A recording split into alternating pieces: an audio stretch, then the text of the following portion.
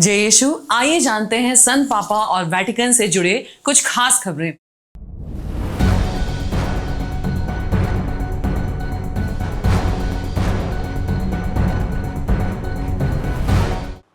पिछले वर्ष शांति के क्षेत्र में प्रतिभागियों से बात करते हुए पोप लियो ने कहा था कि सुसमाचार और कलीसिया के सामाजिक सिद्धांत क्रिस्तियों के लिए समर्थन का एक निरंतर स्रोत है और शांति बनाने के प्रयासों में सभी के लिए एक दिशा निर्देश है।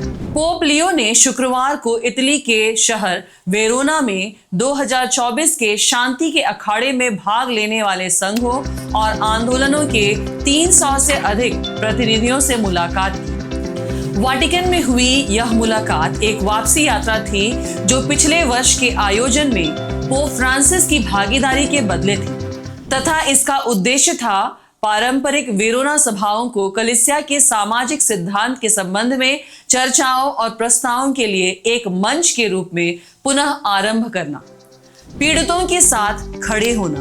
दल को संबोधित करते हुए पोप लियो 14वें ने पोप फ्रांसिस की बात दोहराई, जिन्होंने कहा था कि शांति का निर्माण पीड़ितों के साथ खड़े होकर और उनके दृष्टिकोण से चीजों को देखने से शुरू होता है। उन्होंने कहा, यह दृष्टिकोण आवश्यक है दिलों, दृष्टिकोणों और मानसिकताओं को निरस्त करने के लिए और एक ऐसी प्रणाली के अन्याय की निंदा करने के लिए जो हत्या करती है और फेंकने की संस्कृति पर आधारित है।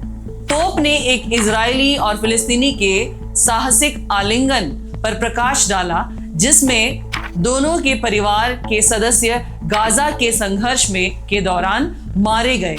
पोप ने कहा, वे अब दोस्त हैं और एक दूसरे के साथ काम करते हैं। उन्होंने कहा कि उनका यह भाव एक गवाही और एक आशा का संकेत है। पोप लियो ने स्पष्ट किया कि शांति के मार्ग के लिए प्रशिक्षित और तैयार किए गए दिल और दिमाग की आवश्यकता होती है ताकि वे दूसरों के प्रति चौकस रहें और आज के संदर्भ में आम भलाई को पहचानने में सक्षम हो। इस संबंध में उन्होंने कहा कि शांति के क्षेत्र में कार्यक्रमों में भाग लेने वालों की प्रतिबद्धता खास रूप से कीमती है, क्योंकि उनकी ठोस परियोजनाएं और कार्य आशा पैदा करती हैं। शांति निर्माण के लिए युवाओं को शिक्षा देना।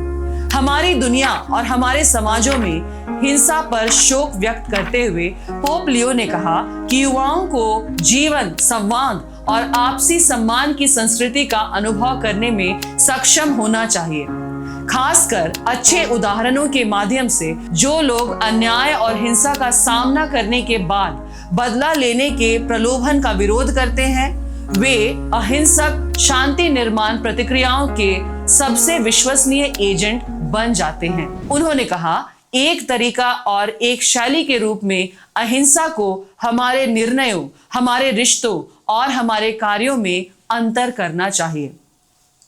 पोप ने कहा कि सुसमाचार और कलीसिया का सामाजिक सिद्धांत इस प्रयास में क्रिस्तियों के लिए समर्थन का एक निरंतर स्रोत है, साथ ही साथ सभी के लिए एक दिशा सूचक है, क्योंकि शांति निर्माण का कार्य सभी को सौंपा गया कार्य है। अपनी टिप्पणी को समाप्त करते हुए पोप लियो ने कहा, यदि आप शांति चाहते हैं तो शांति की संस्थाएं तैयार करें, न केवल राजनैतिक संस्थाएं बल्कि शैक्षणिक, आर्थिक और सामाजिक संस्थाएं भी। उन्होंने कहा, इस कारण से मैं आपको प्रतिबद्ध और उपस्थित रहने के लिए प्रोत्साहित करता हूं। इतिहास में एकता, सामंजस्य और भाईचारे के खमीर के रूप में मौजूद रहना चाहिए। उन्होंने आगे कहा कि भाईचारे को पुनः प्राप्त किया जाना, प्यार किया जाना, अनुभव किया जाना, घोषित किया जाना और देखा जाना चाहिए, इस विश्वास के साथ कि यह वास्तव में संभव है। ईश्वर के प्रेम के लिए धन्यवाद की भावना, जिसे पवित्र आत्मा के माध्यम से हमारे दिलों में डाला गया है। समाचार यहीं तक है। धन्यवाद। जय यीशु।